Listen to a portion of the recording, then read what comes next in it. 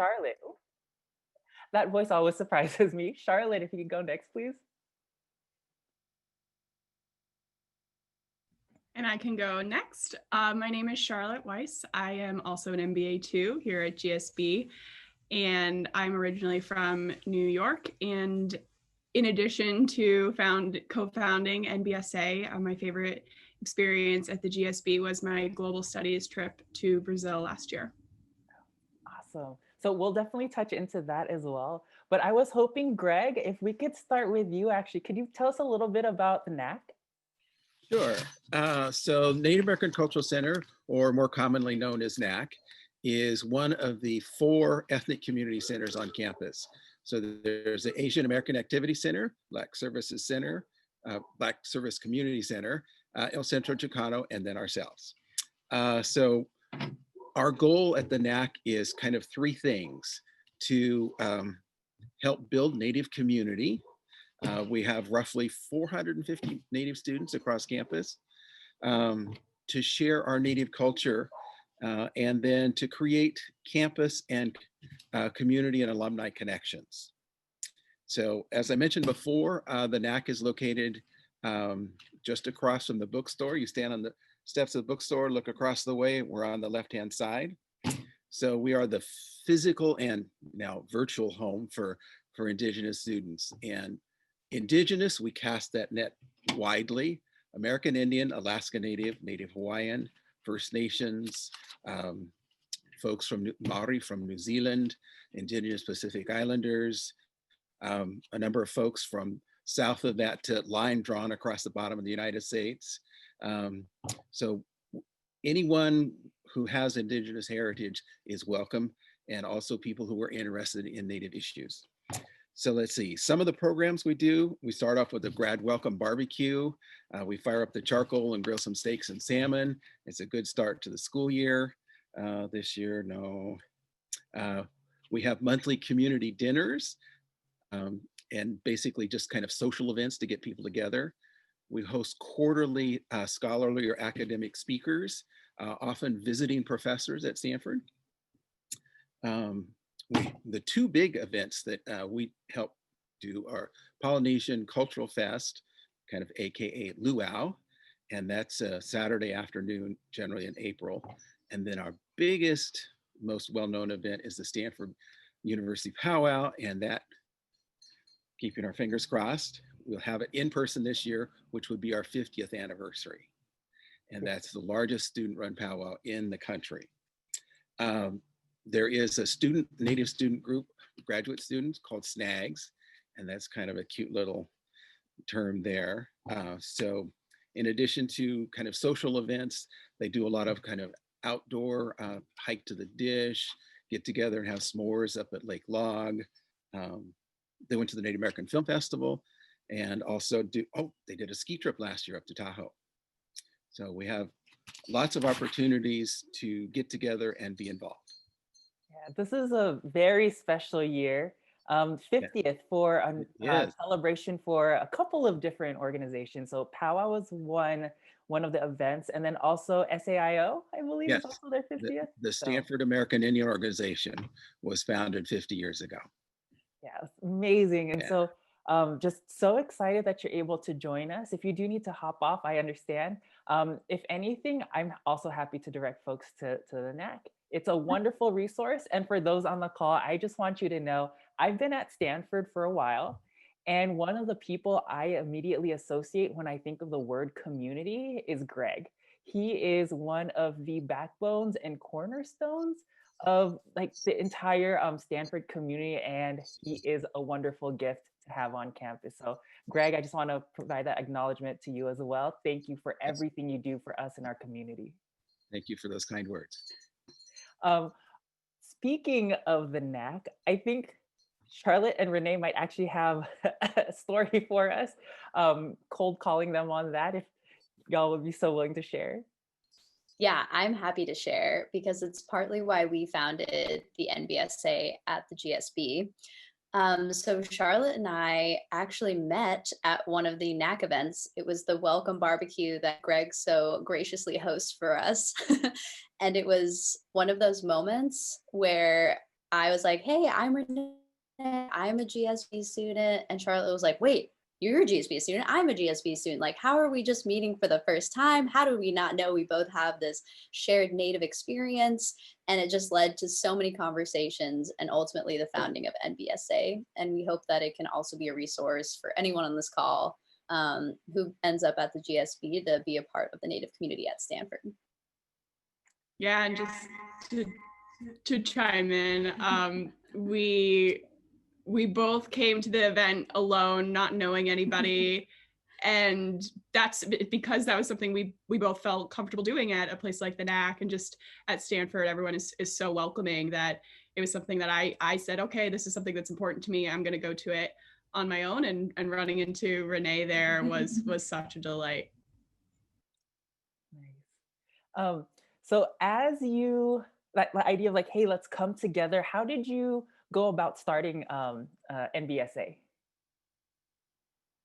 I can take that question. I came about starting NBSA well before I even got to Stanford, honestly. When I was looking at MBA programs, I pretty quickly noticed that not one business school that was in my on my list of places I wanted to apply had a formal Native Business Students Association. And so it was kind of in the back of my mind, wherever I ended up, wanted it to be Stanford because of its really strong Native presence already.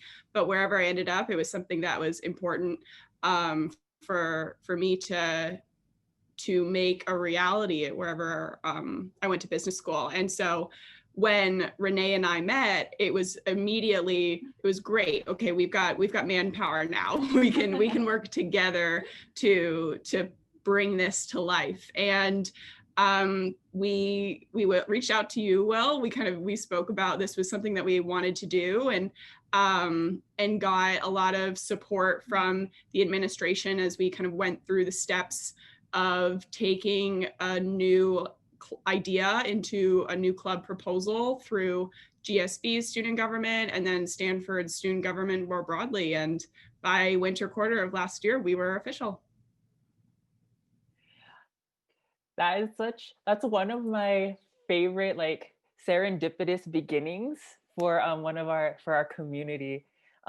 So as we like backtrack a little bit, can you tell me a little like why business school to begin with, given so many different options out there? And I know some of the folks who are tuning in today might be considering a couple of different pathways. So maybe for Renee and Charlotte, what brought you here? And then Greg, for folks who are thinking about graduate school generally, any tips, thoughts, given that you have a broad vision of the many different paths folks have taken, especially here at Stanford? Yeah, I'm happy to start on why business school. So before the GSB, I was working in finance and specifically private equity. So I came from a pretty traditional business background. For me personally, I didn't feel like the finance realm was a personally good fit for me. And I really wanted to transition and make a career pivot into a career with a lot more meaning. For me, that was looking into the healthcare industry. So I was looking at a master in public health and also an MBA.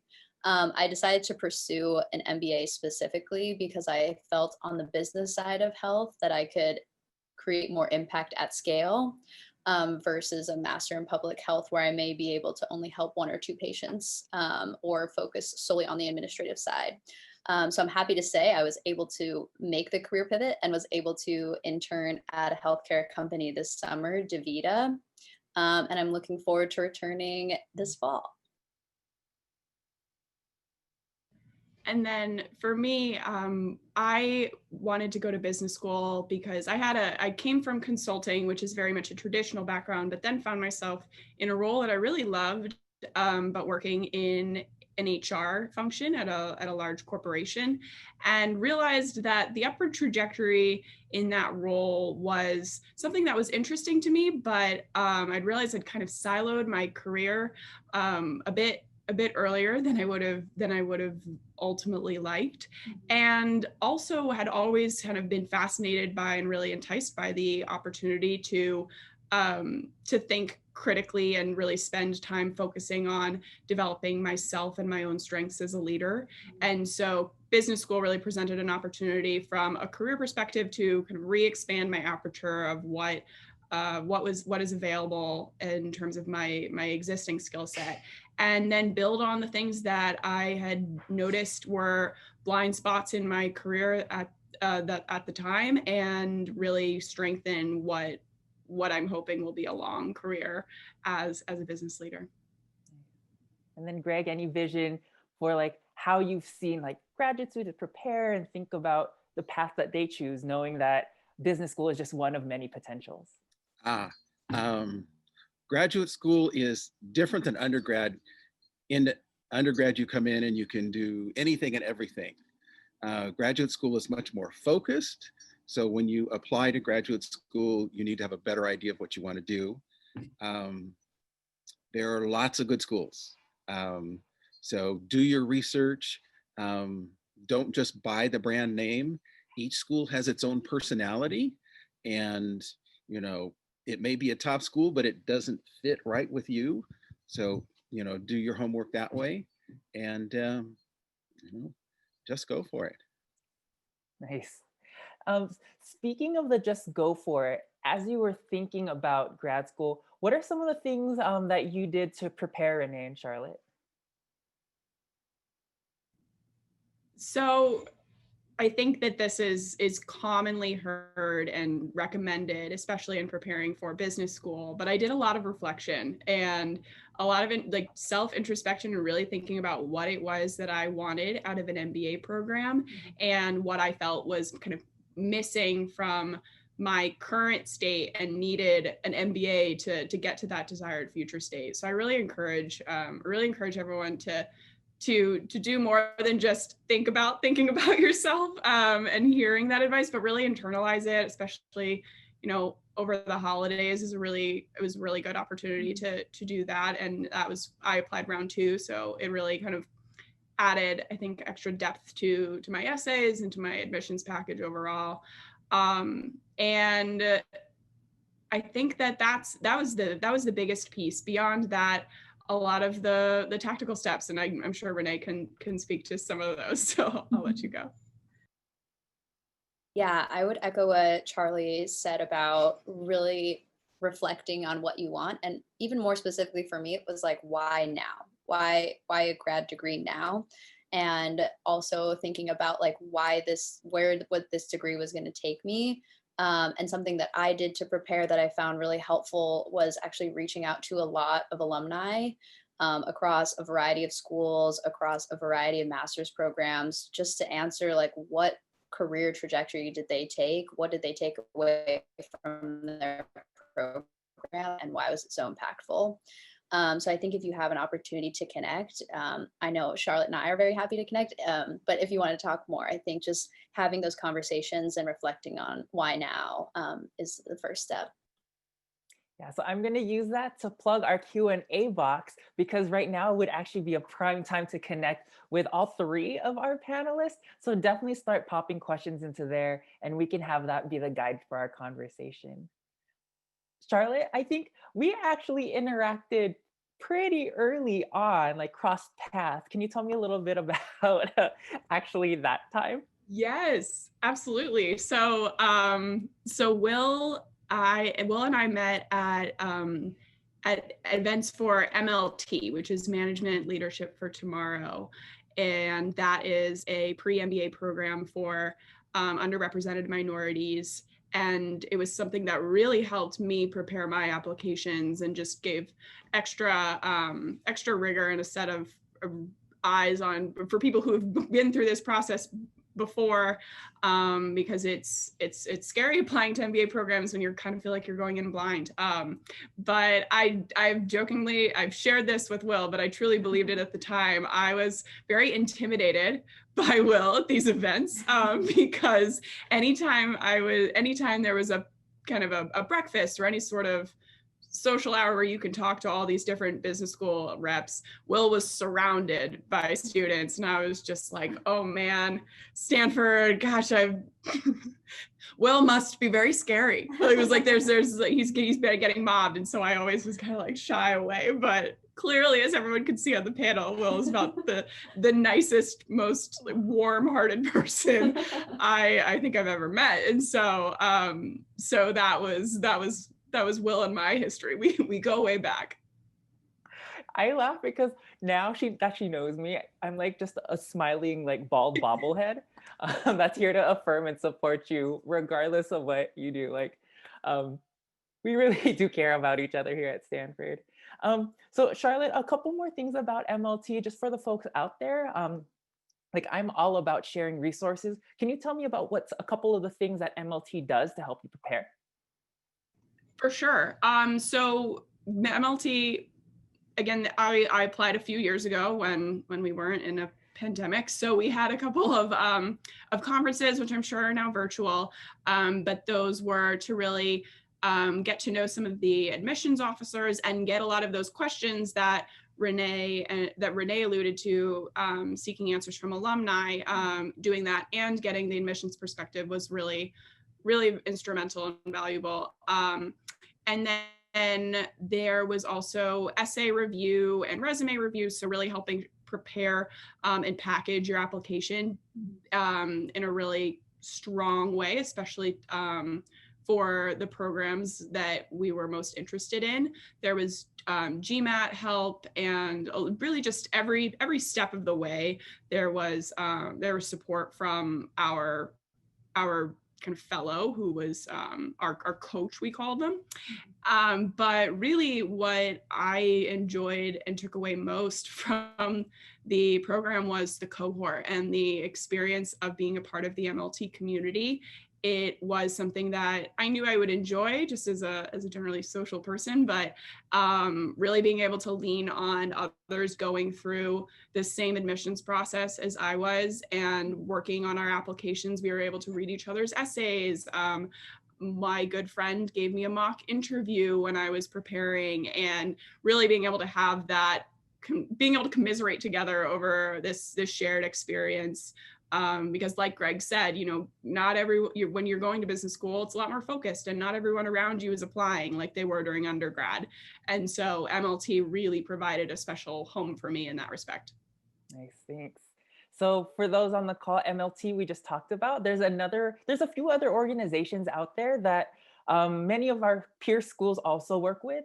So one that, while Stanford is not a partner school, might be of interest to you is the consortium. And so through there, they have a shared application that you can apply to multiple schools. And there's also a consortium fellowship. There's also the Forte Foundation, which works with the advancement of women in business. And they also have men as allies.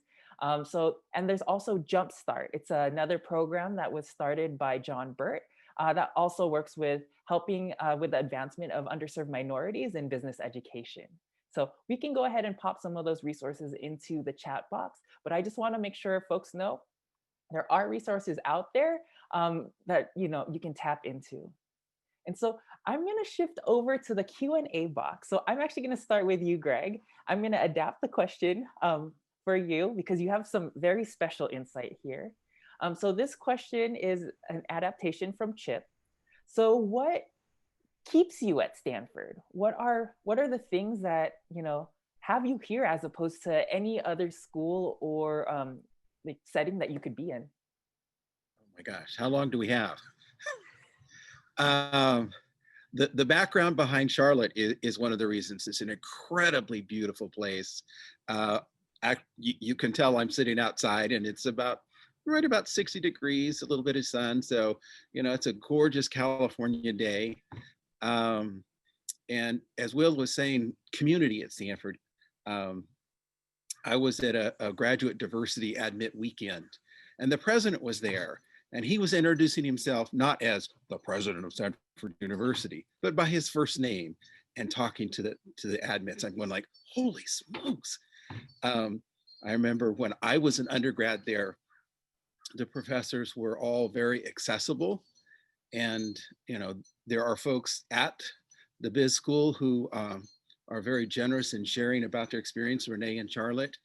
There are other alums over the years, if you're interested. It's like, oh, this was my experience as a Native person there. And then, of course, there's Will, and actually a fair number of people who were just, or like Will, wonderful people to work with. So I think it's a great place, and holy smokes, I've been there quite a long time now, since 2000. I love that you're saying like it's a nice 60 degrees. You have a little bit of extra insulation to keep I you do. warm. I have the COVID fur. It's 35 weeks long. Oh, actually pretty impressive. I've got to say that it is beautiful weather here, but it does make us pretty wimpy as far as like we were like, oh, it's sub 60, like I gotta be inside. We're making sure that I'm wearing like heavy jacket, and I'm from New York, and so I've really grown soft in this beautiful California weather. So that actually might be a factor to the version of the question I'm going to ask you, Renee and Charlotte. Like, considering that you probably were choosing among different schools, or even as you were thinking about schools to apply to, what were some of the things about Stanford that really spoke to you? Yeah. I would say first and foremost, Stanford has just always been a dream school for me.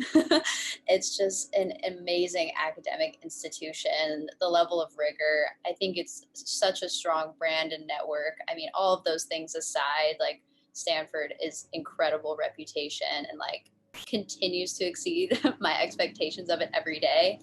I would say on top of that, what makes Stanford special for me is just the emphasis on personal development. I've never had a program that emphasizes personal reflection and personal growth like Stanford and specifically the GSB does. And I think for me, it's just really, I've learned so much about myself in this like few months. And then I would say the second piece is just continuing to build those relationships. Stanford really is a community, and the NAC is just one of those pieces of the community. And everyone here has always supported one another, and I'm just like continually surprised and excited by how we show up for one another, both academically and professionally. And for me, echoing a lot of what Renee said, because I loved my career, I was approaching the MBA process looking for, was this going to be a program worthy of my time, of the money, of the opportunity cost of 2 years of salary.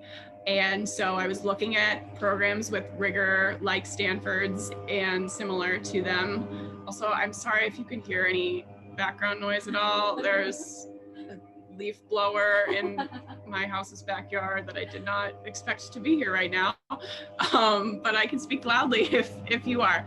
But for me, it was really, in addition to the personal introspection, something that I really loved about Stanford is the breadth of passions and interests as far as a career's perspective of what people choose. I won't name names, but I went to an admitted students weekend at another school I was considering, and they had panels on all these different careers. And one of the people like asked to send us off to the panel said, but you're all going to go into banking and consulting anyway.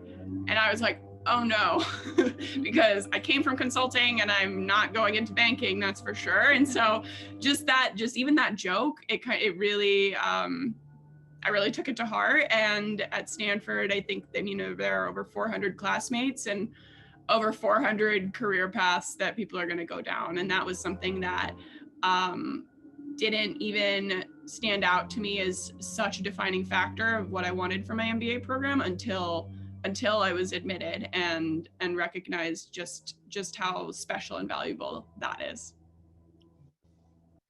So there's another really good question here that I'm going to adapt to our different panels, knowing that we have some really different perspectives here that are going to be helpful.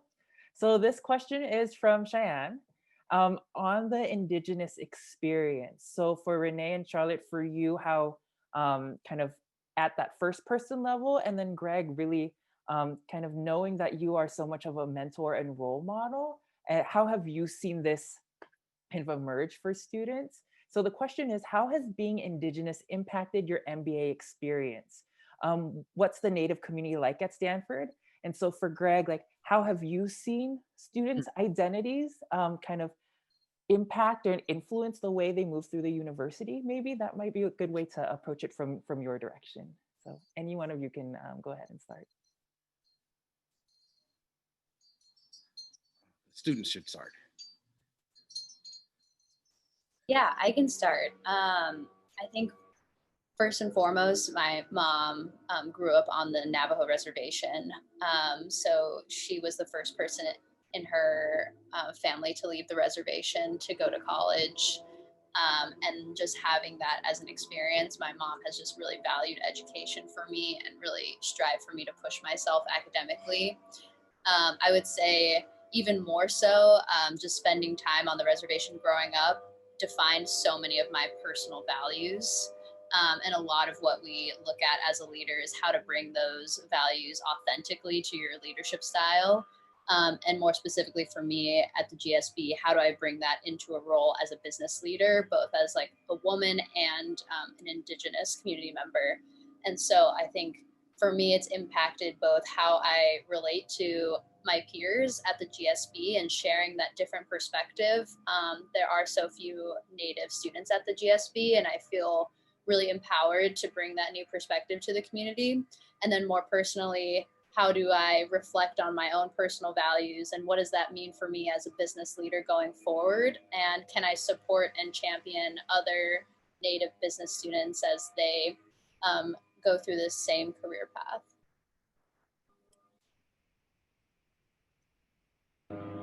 Yeah, I love what Renee said about, especially around representation.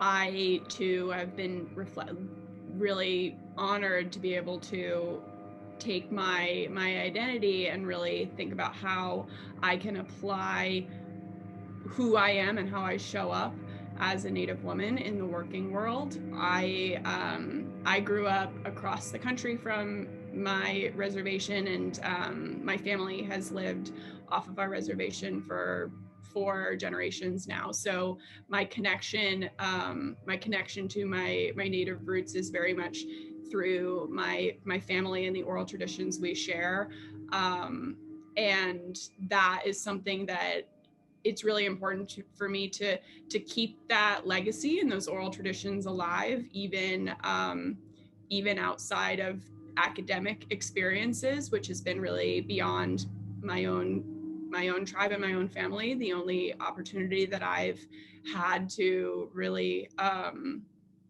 represent what it means to be Indigenous, what it means to be Native. And so doing that in the context of the GSB has been a really perfect segue into how am I going to take this identity of mine and let it shine when I return to the working world. Right. Yes. Indigenous people have, I guess, a unique worldview and a value of community and tribe and helping people together, which is, probably fairly unique in America. At Stanford, like I mentioned before, we have over 450 Native students. Some folks are, full-blood Lakota. They speak their language. Myself, I was born and raised in the suburbs of Northern California. My tribal heritage is Delaware, Western Oklahoma. So California is a long ways from Oklahoma. And the only people I knew were aunts and uncles and cousins. So, we all have our own trajectory and path of finding that out and expressing it. The community at Stanford is very open to, wherever you are, from where you started, please come, join, learn more, and share. Yeah, kind of on that similar level, Greg, what have been some of the kind of topics of conversation that have been happening at the NAC recently? Probably one of the biggest topics is COVID, especially on the Navajo reservation, they're an incredibly rural reservation in Arizona and New Mexico.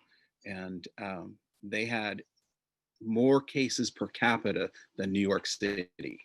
And they are completely and totally underserved by doctors, nurses, and hospitals. And so that's a huge problem. And then getting the Native vote out. I mean, in many areas of the country, the county officials aren't quite so enthused about Native people voting, and they place lots of obstacles there.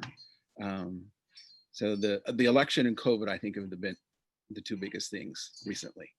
I think that's both things that have been like prescient on all our minds, but with like definitely added nuance for the community here.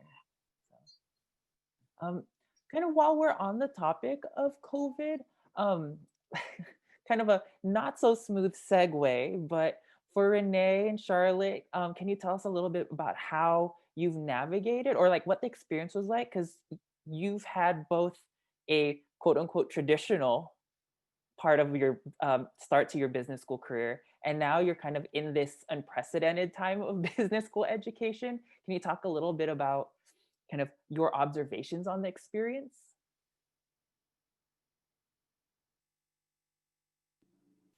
Yeah, I'm happy to start. I think business school is very unique in that it has a huge emphasis on your social experience, and a lot of people go to business school to, expand their career opportunities by, creating a large network of friends at business school, and also interacting to practice those leadership skills that we emphasize so much here. And so I think when we kind of turned to this COVID era and these unprecedented times, it was really hard, particularly on business students, just because that social component is so important. Oh, I think you got, there you go.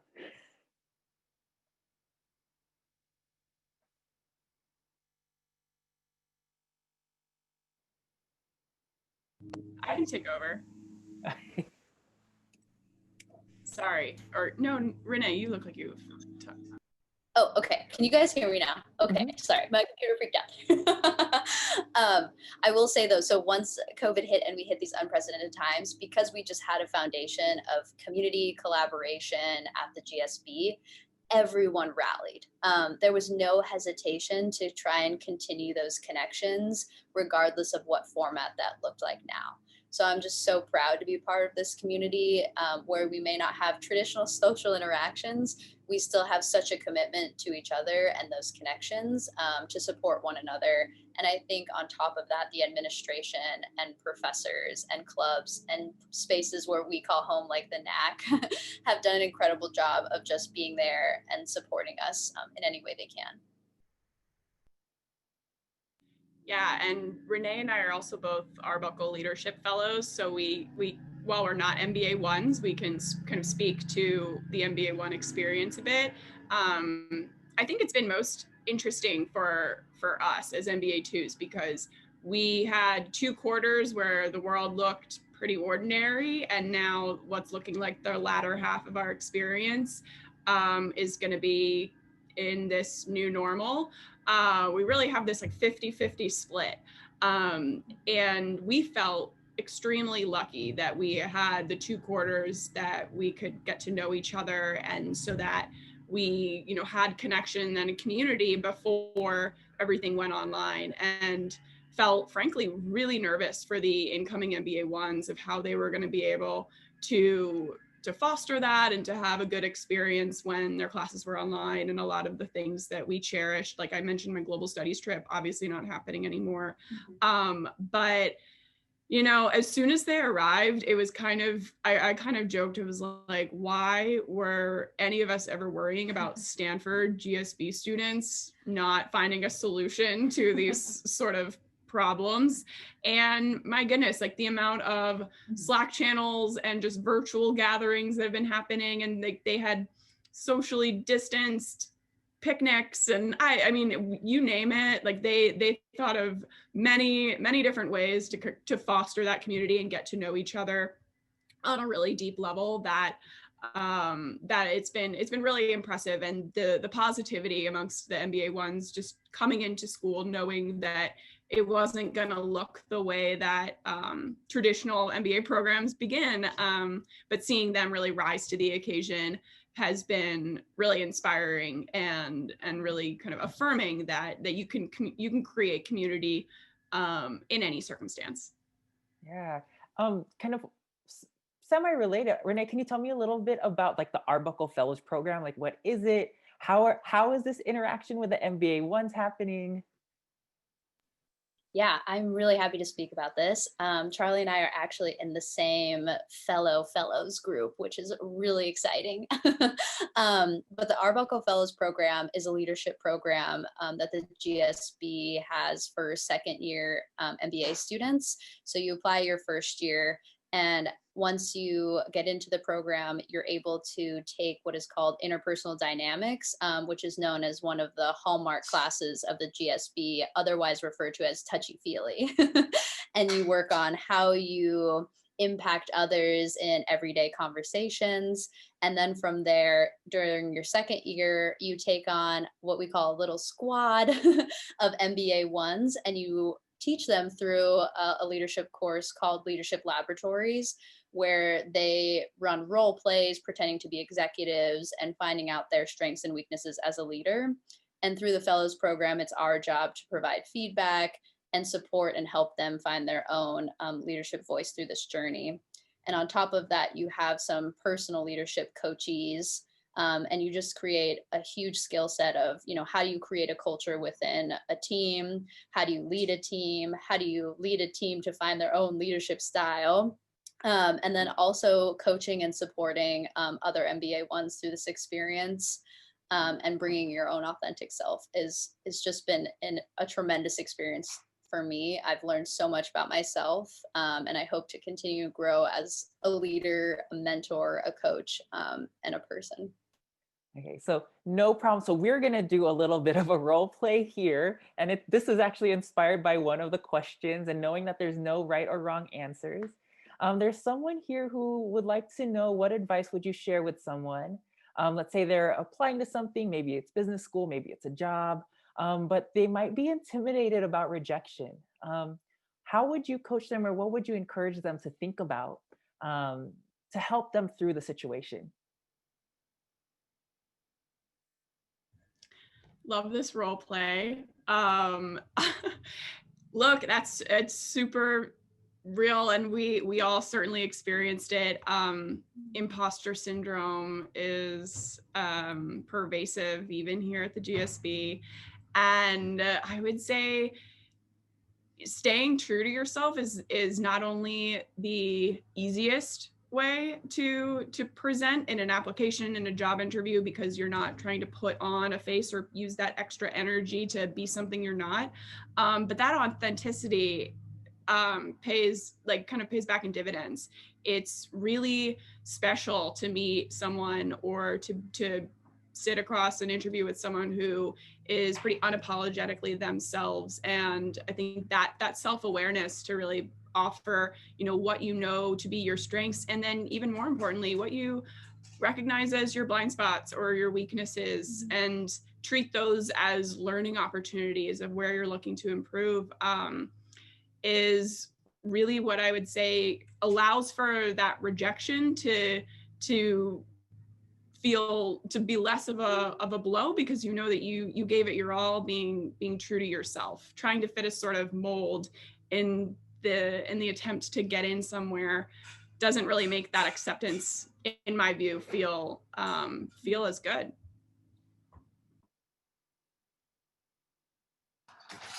Yeah, and I can also speak to that. I would say I would hope to explore those feelings of how rejection has influenced you in the past, and then thinking about, every leader, every person faces rejection and failure throughout their career. But I would hope to reframe that in your mind as just doing your best is all you can do. And sometimes those rejection or failures are out of your control. And once you know you've done your best, can you look at those as learning opportunities, like Charlotte said, but also just more data points of how you can keep improving and hopefully next time turn it around. And I hope that's helpful. Your MBA ones and your squads are so lucky to have you. If you have any extra coaching spots, like I'd sign up. So this might be a question that might have, the answer might have changed because of COVID, or maybe because you're still developing kind of goals as an organization. So can you talk a little bit about like, how do you see the potential for like cross collaboration across the school as kind of NBSA? Any thoughts on kind of potential integration with undergrads, or kind of by extension, what are some of the initiatives or things that you hope NBSA is going to be able to kind of approach in the coming year?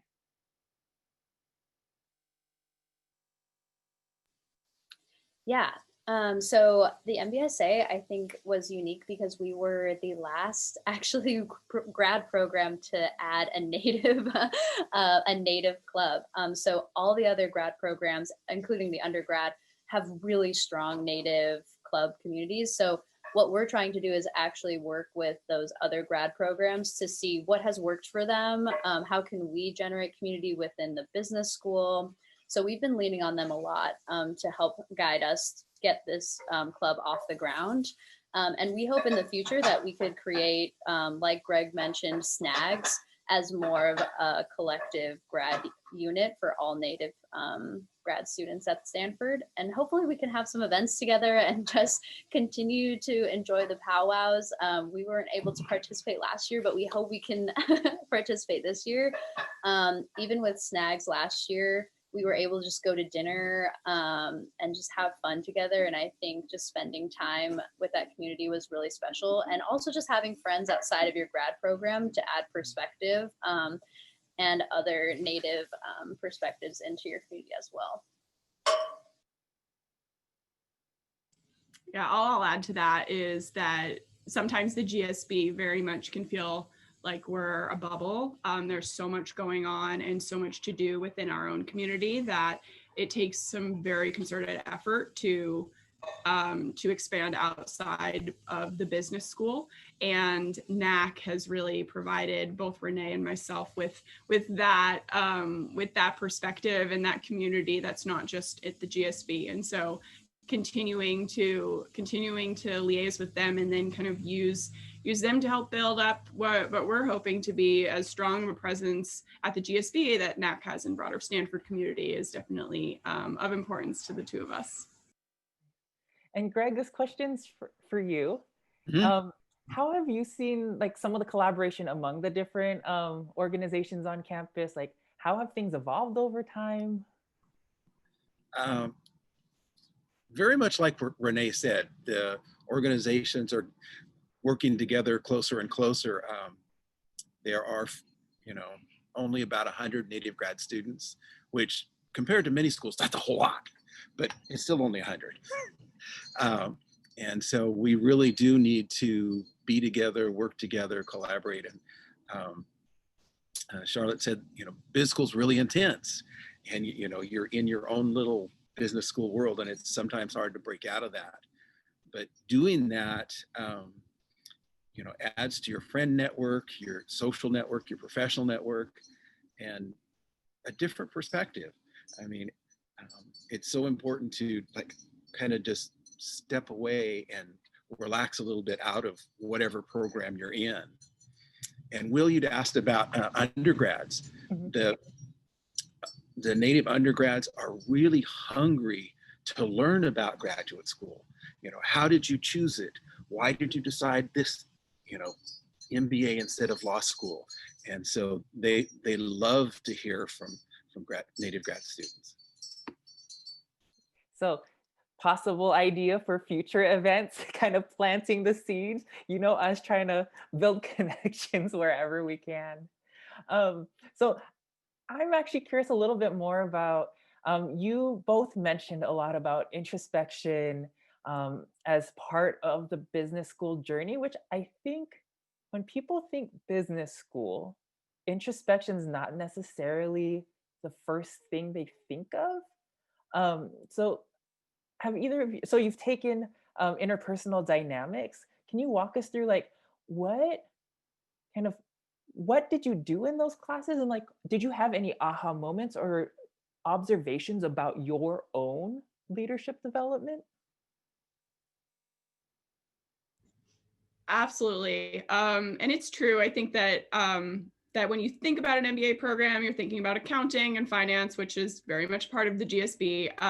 But just like any other program, but as soon as you really start learning about MBAs, it's just as much about the numbers and that like quantitative rigor as it is about becoming a leader. And becoming a leader, I think one of the most important qualities that I see in leaders I admire and respect is their ability to be self-aware and to have a growth mindset towards their own development opportunities, even at the helm of a large organization. So self reflection and that introspective piece really is integral to applying and being a part of an MBA program. But to answer your more specific question, that those aha moments, they began day one, because leadership labs, the class that Renee spoke to, the both of us now leading in our MBA 2-year, that is something that you take fall quarter, and you immediately learn about the action impact model for delivering feedback, as an example, and showing that, instead of feeling frustrated and saying you did this, or like you were really rude to me, just being able to reframe feedback and saying, when you spoke in this way, I felt disrespected, and that just slight switch in the way you use language was a pretty big aha moment for me week one. And if I were to tell you about all of the aha moments that I've had in the past year and a half or so, it'd be a time for an entirely separate panel. But really just through lead labs, through interpersonal dynamics, now being a fellow, it's been amazing just seeing a lot of things kind of come together in ways that I never would have expected, and really helped me hone in on kind of what makes me me. Yeah, and I think building off what Charlie was saying, I think one question I've really reflected on or spent a lot of my introspection on is just, why would someone follow me? Like, what do I bring to the table that makes it unique, or how do I generate buy-in and build trust? And so I think through like interpersonal dynamics, you explore a lot of these topics of, how do you think about building trust, but then how do you integrate that with firing someone? How do you think about being your most authentic self, but being able to adapt to any business environment or personal environment? And so thinking through those questions of, who am I? What do I bring that's unique? And why would I invite team members to follow me?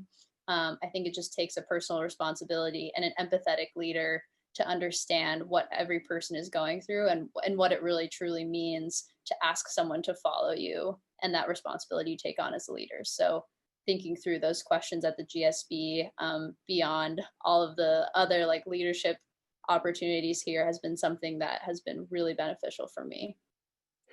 It's interesting. It's like, come earn an MBA and do some existential pondering. Oh, so we are getting close to the top of the hour. This time actually really flew, but for our last question, I'm gonna claim this one for myself. For our students, to a younger you, whether it was in the application process or maybe it was last year, that first year as you were starting, what advice would you give yourself? And for Greg, what advice would you give to folks who are thinking about graduate programs, just kind of writ large? So I'll give you a moment to think on that. And then whenever someone's ready, go ahead and pop on.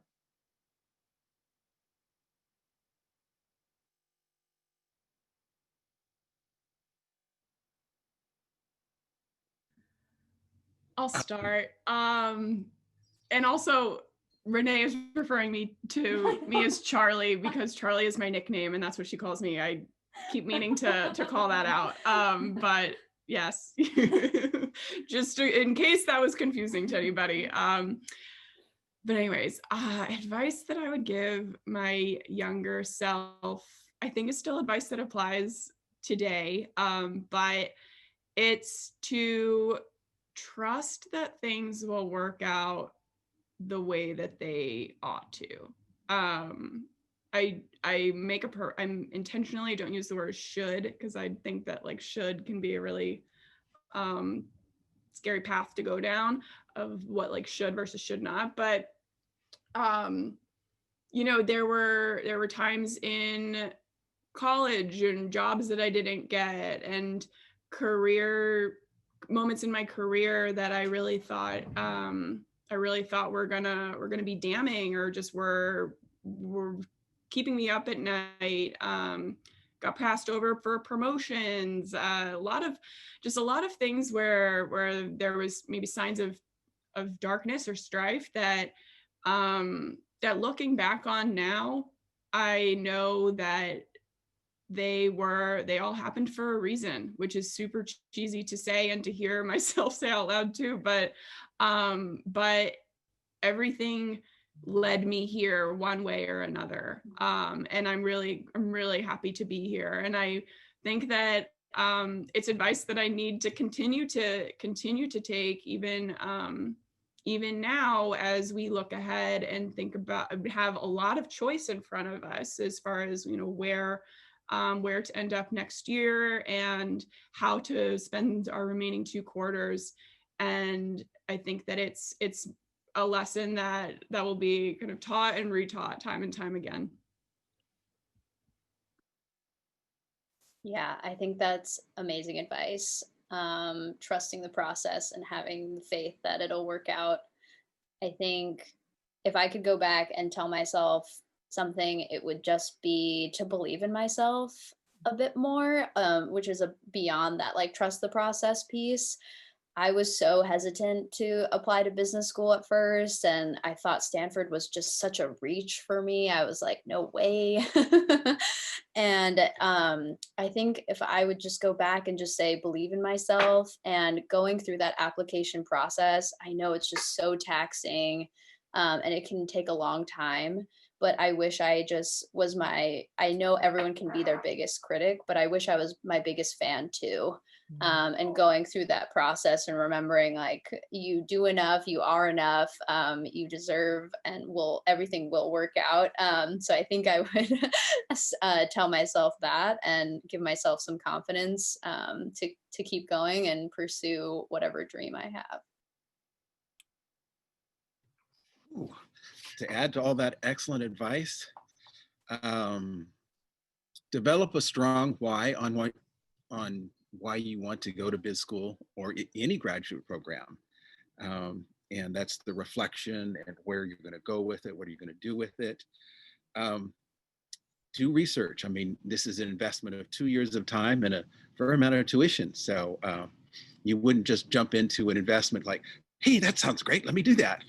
And so, you know, do research and find the right fit. As Renee said, I think reach. You know, gosh, way back in the day when I applied to Stanford as an undergrad, it's like, oh, there's no. And it's like, whoa, oh my gosh, there we are. And if you don't apply, you absolutely won't get in. There's a great book, John Maxwell, sometimes you win, sometimes you learn. And so if you need to learn, you know, learn and try it, get up and try it again. Great. Thank you so much to everybody who joined us today as in our audience. Thank you so much to our panelists for joining us, sharing time and sharing space. And also thank you for allowing me to be part of the community. You just bring so much joy to like my work and my week. And I hope we're able to share some of that joy with everybody out here today.